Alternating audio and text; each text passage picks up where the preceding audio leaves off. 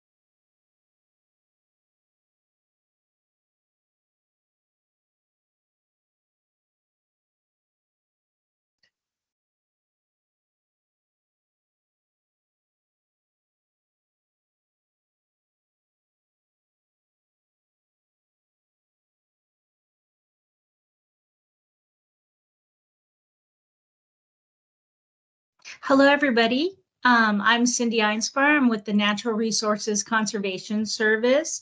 I am the outreach coordinator for NRCS, and I am going to help host the meeting today with Corey.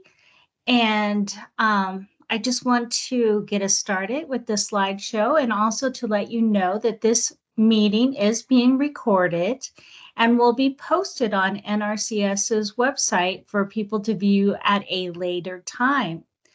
I also want to ask Amy if she could help us look at the chat, and if there's any questions for Corey to answer, that we could get them answered right away. And if we can help in any way with questions, we will. So I'm going to get us started.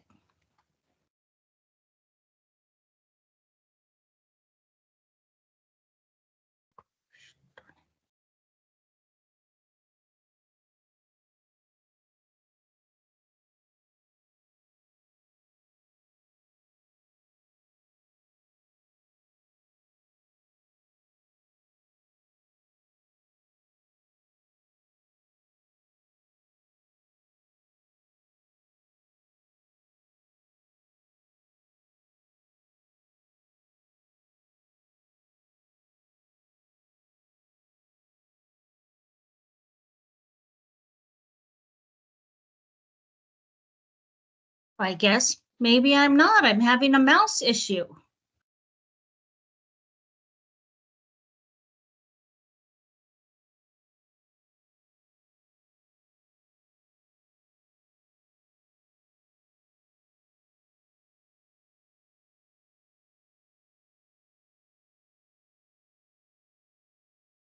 All right, I hope it's coming up. Can everybody see the slides now? And I will be going through the slides with, we'll be talking about FSA today and working with FSA. And Corey Pendleton is our speaker today, and he is a new position in Farm Service Agency. He is new as the Farm Program Chief, and I'm so excited for Corey to watch him grow and his career go leaps and bounds since he started in the Brighton office. But let's look at today's agenda before Corey gets starting. This is kind of what he will be covering today.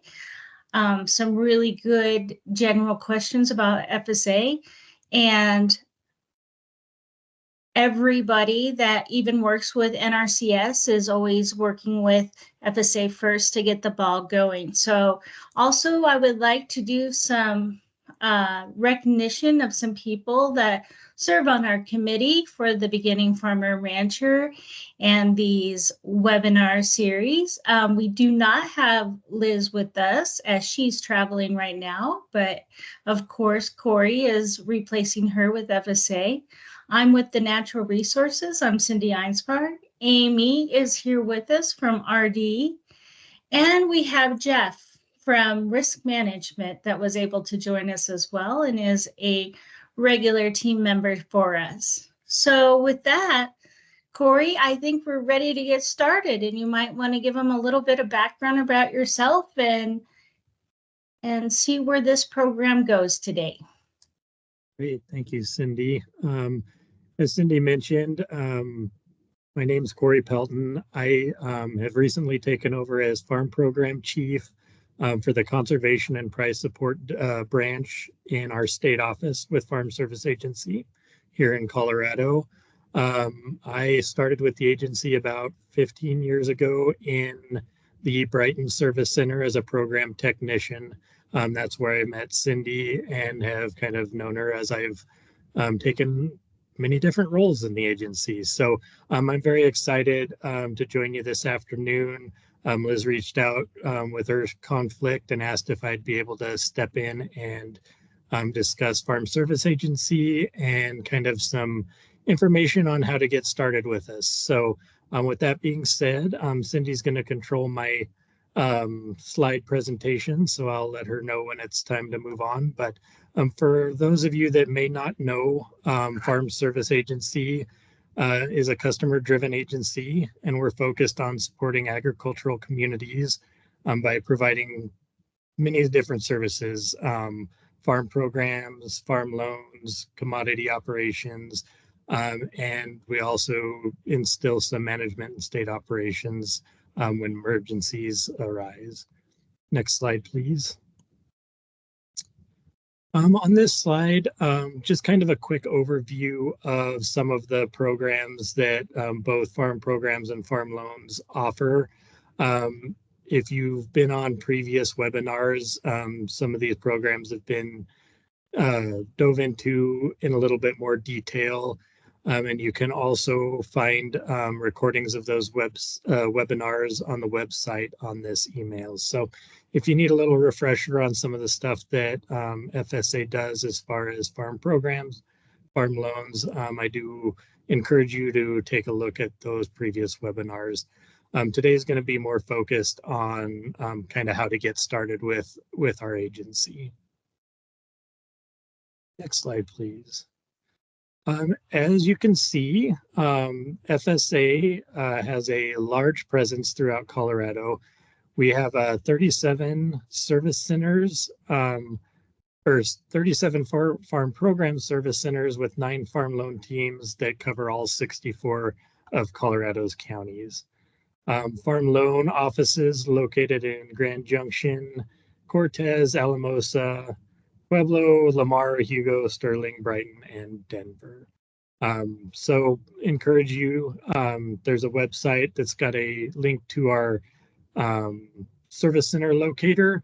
So I encourage you, if you are curious to what county office or what service center services your county, please go on that website and you can get contact information on who to contact for both farm programs and farm loans. Next slide, please. So our service centers are designed to provide customers with the best support possible. We do offer a nationwide customer service. We are jointly housed with NRCS so that we can offer both FSA and NRCS services. We do have some RMA presences in some of our locations as well.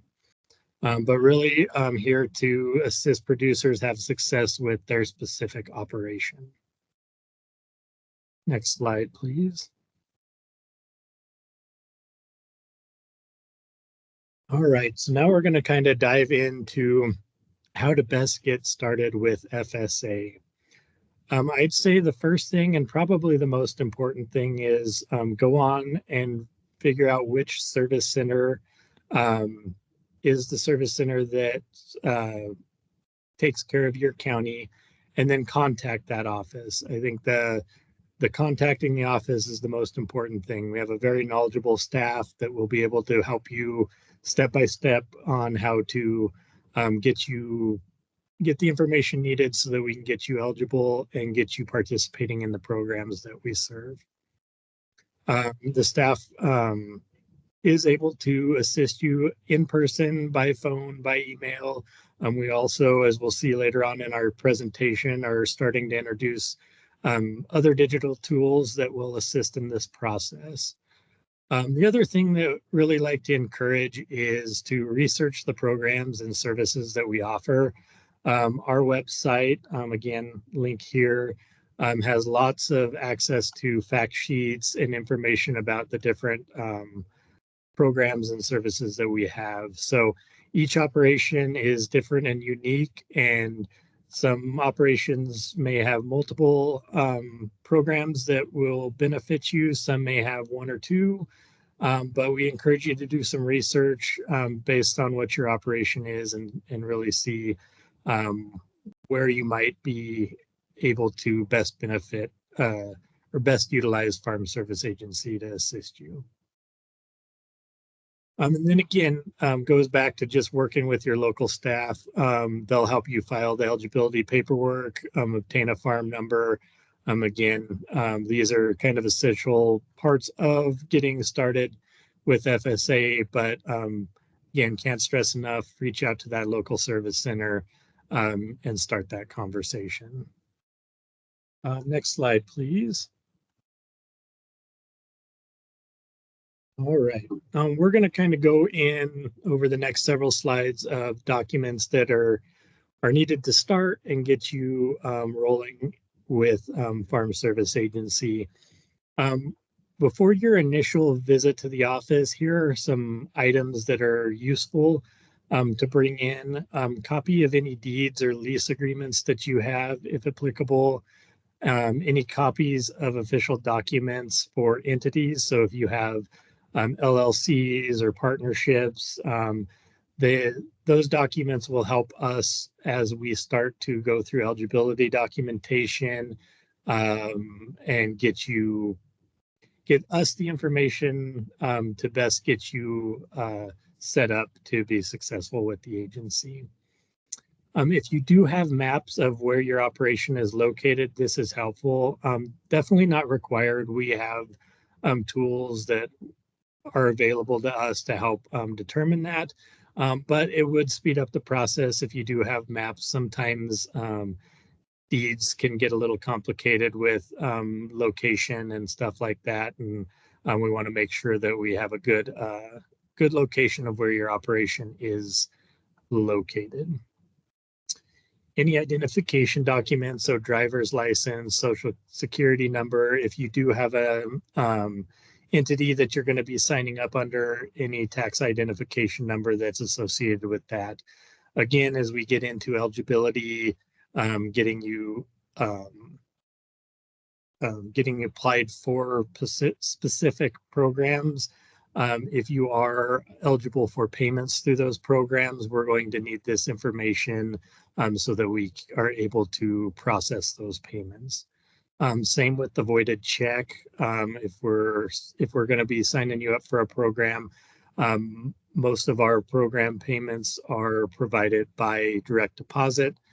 So we have some forms that you'll complete to get you set up so we can, if eligible, can get those payments sent directly to your bank account.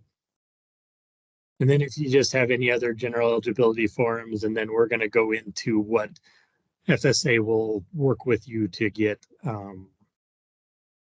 signed up to get eligible for our programs. All right, next slide, please. All right, so this is just kind of a overview of some of the forms that we would require if you're a person, or if you're applying as an individual or an entity. Different forms that we require can vary depending on how you're signing up. So before we get into this, I don't want you to get to worry or get discouraged. It looks like a lot of forms, but again, these are all forms that our staff will help you understand, help you complete. And so we're not expecting you to have all these forms all completed and filled out when you first come in. Once you contact the office, kind of get through the initial, hey, this is what our operation is, they'll be able to better help identify exactly which forms you're going to need to complete, and we'll help you through those forms because they can be a little complicated, a little confusing at times. But again, our knowledgeable staff will be able to assist you in what you need. So over the next several slides, we're going to kind of hit kind of the highlights of what these forms are, so that they're at least a little bit familiar when you're going in and getting set up with FSA. Next slide, please. All right, so the first form that they'll probably have you fill out is the AD 2047.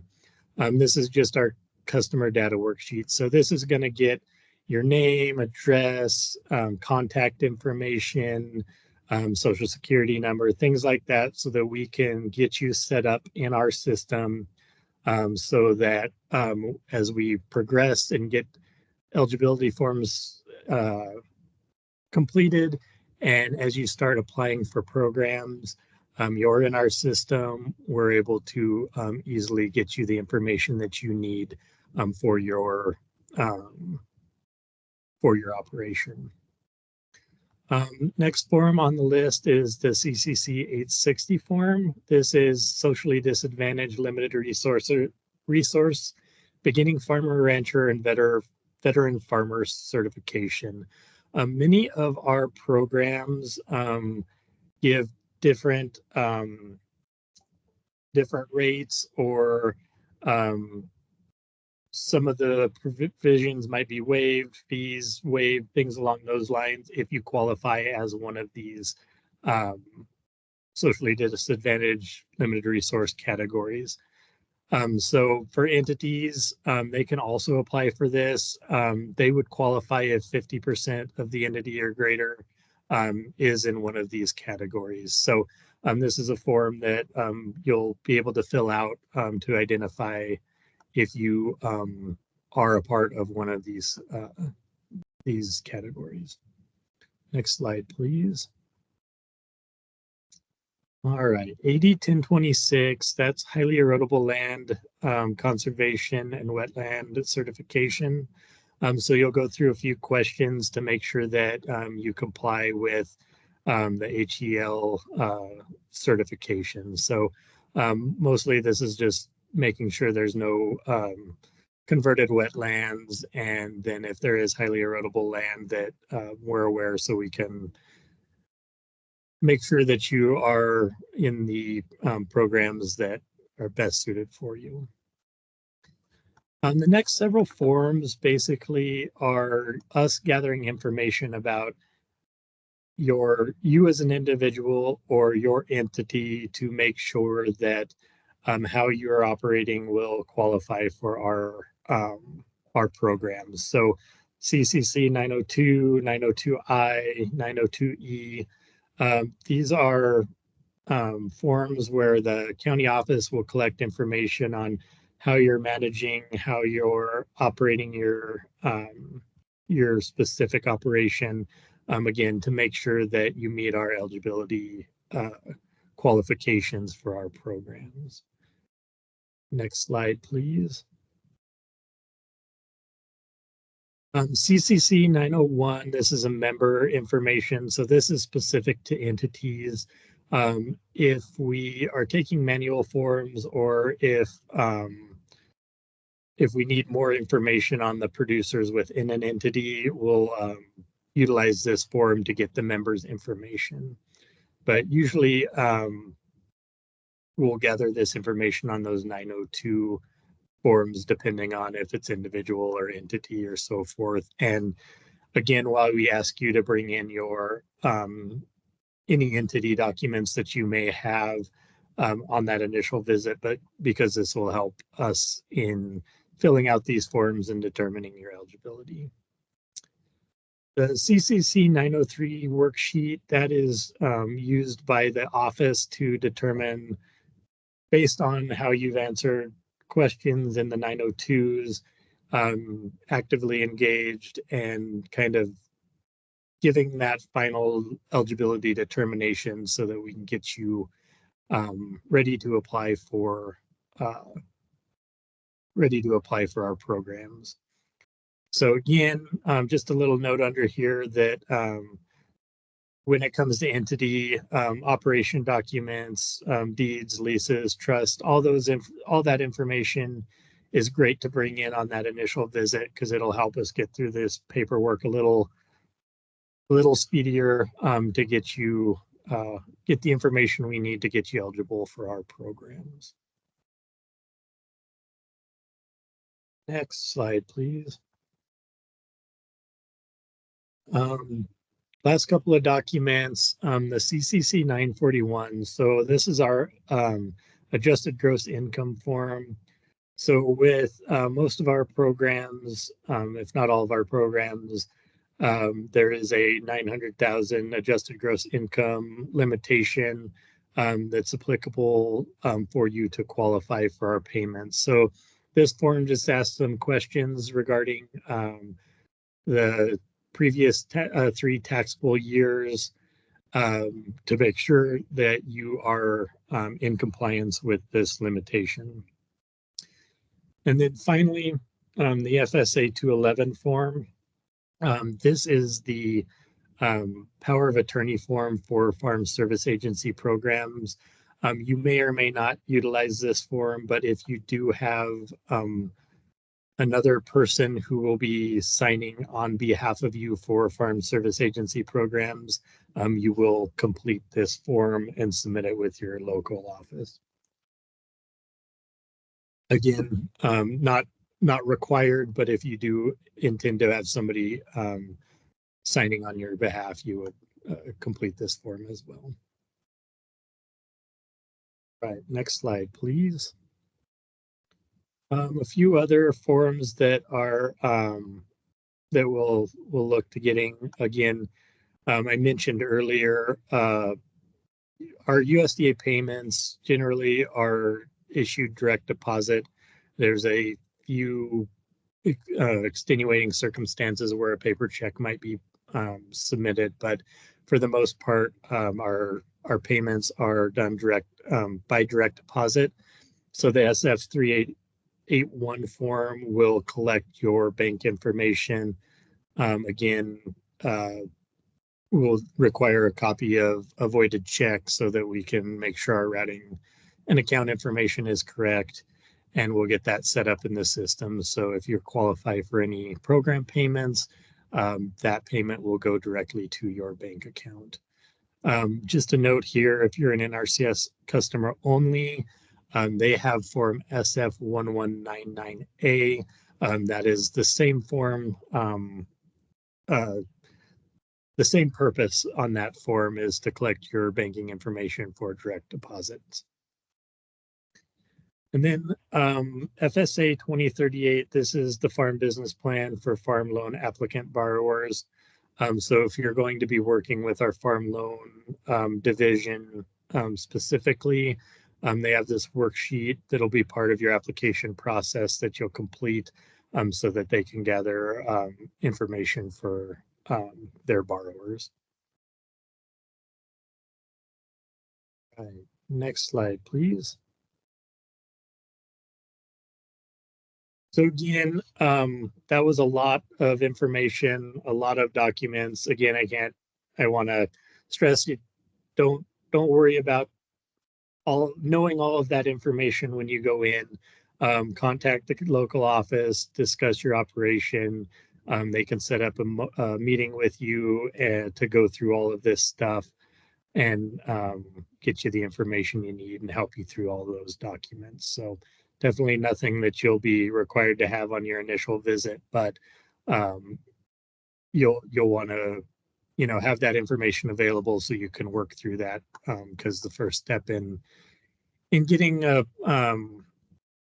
getting eligible and applying for our programs is this eligibility paperwork. So after those documents are submitted and the county office determines your eligibility, then you'll be able to start applying for the programs that you qualify for. So again, stay in contact with your local offices. Gov Delivery is the newsletter that we use. You can get that, you can subscribe to that on a local basis so that there's local deadlines or local items that the office needs to get out to you. They'll be able to share that information through that service. But do stress that Gov Delivery is a great tool for you to be aware of upcoming deadlines, programs. Over the last several years, we've had lots of ad hoc programs. So if a program comes up that might not be a regular annual program, this is a good place to learn about that and get into your office and and sign up. And then again, check with your local offices for any reoccurring documents that you need to fill. So that CCC 941, the adjusted gross income form that we talked about a few slides back, you have to submit that on an annual basis since it's looking at a set of income tax years to make that determination. Those years change as we move forward, and so you'll have to just recertify to that to make sure that one of those tax years may not have thrown you out of compliance. Next slide, please. The next set of slides just going to kind of go through some of the digital processes and self-serve options that we have available through Farm Service Agency. The agency is continuing to find ways to provide good service to our customers. And over the last several years, they really had a focus on utilizing modern technology and digital tools to make it easier for customers to interact with the agency, make it easier for you to find information on our websites, to fill out forms, pay fees, provide signatures on stuff so that you're not having to make a special trip into an office just to sign a piece of paper. We're able to do a lot of that over email and through digital services now. And then we're also, again, we'll hit on these a little bit more, but some of those resources, Gov Delivery, Box One Span, Wacom signature pads, kiosks, and farmers.gov accounts. And as we go through the next few slides, kind of go into a little bit more on what each of those do. So next slide, please. You heard me talk about Gov Delivery a few slides ago. Again, out of all these tools, this is a pretty important one, I would say, for you to sign up on.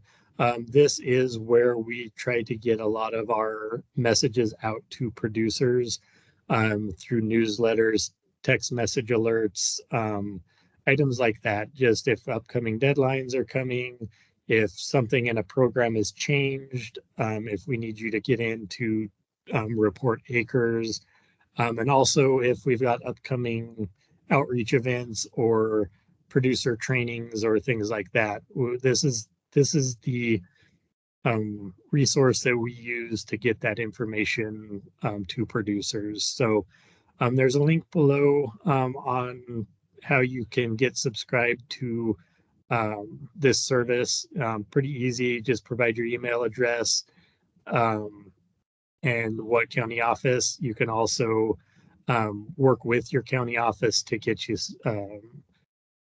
added to this list. But this is a great resource to keep up to date on what is available and what's going on in your local county office. Next slide, please. We're going to talk about Box and One Span. This is relatively new for the agency, but these services kind of work hand in hand. But their Box is basically kind of a secured site where FSA and NRCS customers can access documents. So the for instance, Farm Service Agency might have a document that you need to review and sign. They can drop it in Box. You're able to, from your computer at home, your phone, access that account and review that document, be able to print it, manually sign it, scan it, and send it back in or bring it into an office. Next slide, please. OneSpan is kind of the secure signature portion of that. So if you have a document that needs signed, we're able to send it out through Box, and you can utilize OneSpan to basically click and sign that document and send it right back to the county office. This is helpful to streamline this process of signatures. Again, try to help save you some time, make it easier on you. So, if we need a signature on a piece of paper, you may not be real close to one of our service centers. So instead of driving 30, 45 minutes to sign a piece of paper, you can pull up your phone, pull up that document, click and sign, and we're ready to roll.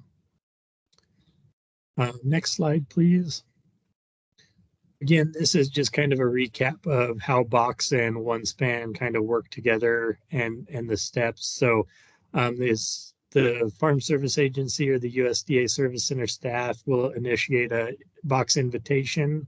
We're going to create the document, set up your name and address and where you need to sign on it. You can view these documents, any documents that might be awaiting your action. Download those forms, print them out, share any large files that you might have with us through that Box process. And then the OneSpan will set up any signature items that we need. We'll set up those documents so that when you receive them, you can go through those and click and sign and get those documents sent back. Usually there's a code that we'll provide you so that we can make sure that all documents are going to secured producer. They have that code where they can access the account, so we know that those documents are going to the specific person that needs to take action on those. Next slide, please. A couple of other tools that we have recently rolled out or are just now rolling out in this new kind of digital process initiative are Wacom pads. Farm Service Agency is prioritizing the transition of our programs away from paper signatures and going to a more digital aspect. So when you're in the office, certain programs, and as we move forward, more and more programs are going to require a digital process. So these Wacom pads are basically similar to what you might see if you go to the grocery store and are paying by credit or debit card, kind of a electronic way to collect your signature so that we can put that on your applications and proceed with processing your applications. But moving away from paper-based services and moving towards digital. So these Wacom pads are our way of collecting your digital signature to place on those digital documents. And then the kiosks, these are new. They are just being rolled out. Each office should now have at least one kiosk. And so ask your service center when you go in to, for some more information about them. But they're basically Chromebooks, so basically laptops that producers can utilize to sign into their farmers.gov accounts, review program deadlines. There's some limited internet browsing options. You're also going to be able to access your OneSpan farm sign and sign documents through those. The initial rollout is going to be a little bit more limited to kind of these, accessing your account to review information. But as we move forward, there's going to be more and more options available for you to be able to pull up, banking information, making sure your information you have with us is up to date. These are secure. Once a session is completed, all the information is erased from the system. But just another tool. If you're sitting and waiting for your appointment in the county office, you can hop on and check some information and sign some documents if you have anything outstanding. Next slide, please. And your farmers.gov accounts. If you haven't signed up already, producers can create and utilize farmers.gov accounts to help manage their FSA and NRCS documents virtually. So this allows producers to make direct loan payments. So if you are a existing farm loan customer and you have payments due, you can go through farmers.gov and use the pay my loan feature to make payments virtually. Used to have to come in and make those payments in person with a check. Now we're moving further away from that and moving into being able to utilize this pay my loan function. You can also view, upload, download any sign conservation documents. Also be able to do business for your power of attorneys, view, print, and export detailed farm records, farm and tract maps. So there's lots of different services that you can utilize through the farmers.gov account. So do encourage you to sign up for that. Next slide, please. And again, here's some information to create your farmers.gov account.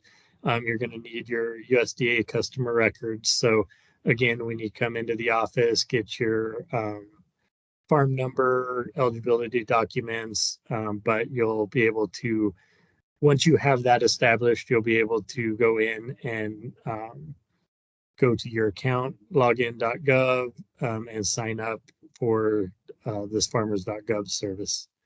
And there will be some identity verification for you so that we're making sure that your farmers.gov account is linked directly to your services that your account within Farm Service Agency and NRCS. Next slide, please. All right, so in wrapping up, here are a list of several online resources that are available for you. If you have any questions, I can encourage you enough, please contact your local Farm Service Agency or your service center, both FSA and NRCS, be able to help you with questions based on their what questions you might have for each agency. But do please contact the office to get signed up and set up and get eligible for our programs. Next slide, please. Are there any questions for me before I turn it back over to Cindy? I know that was a lot of information, but again, we'll be able to help you through the process.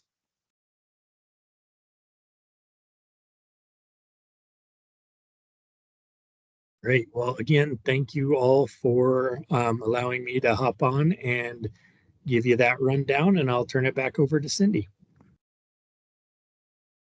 Thank you so much for doing the presentation today, Corey. You did a great job. I know it's just something that isn't like a sexy topic that everybody is going, wow, but it's something that's very beneficial and is usually one of the most overwhelming things when we have beginning farmer and ranchers is to get through the first steps of signing up with FSA. So Thank you, Corey, for doing that. I think it's very important that everybody understands. So perfect. Here's the upcoming program deadlines and dates for all of us. Take a look at them, look them up online, contact your local service centers if you have any questions about the deadlines. And then, of course, our future webinar dates. Our next one is May 15th, and that's with rural development. And I'm really excited about this one because we're going to be talking about the REAP program, which is all about energy, renewable, and efficiency.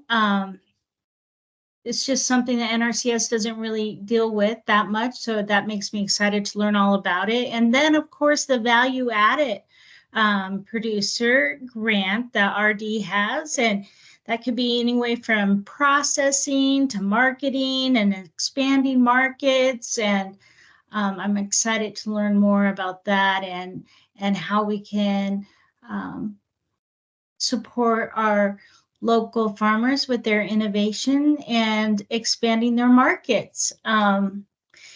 So hopefully everybody will be joining us next week, well, next month, I should say, for our program, which will be hosted by RD.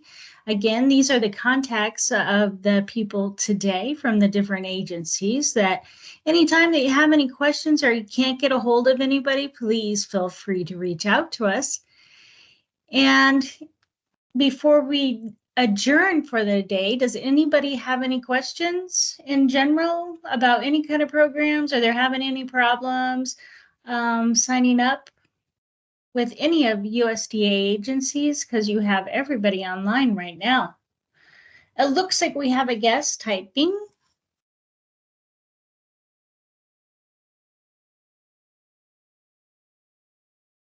If you'd like, you can come off mute and just ask your question as well.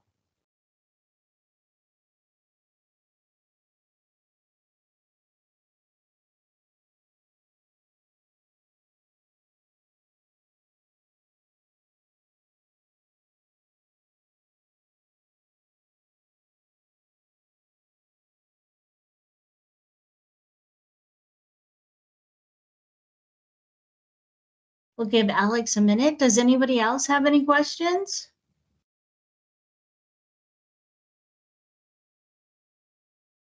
I hope you're enjoying our webinar series. You can find them both on FSA and NRCS's state web pages. And I look forward to all the resources that we have coming at later dates for you guys. Again, thank you for joining us and listening to our presentation. And I will see you at the next conference, webinar conference. Thank you. Thanks, Cindy. Good job, Corey.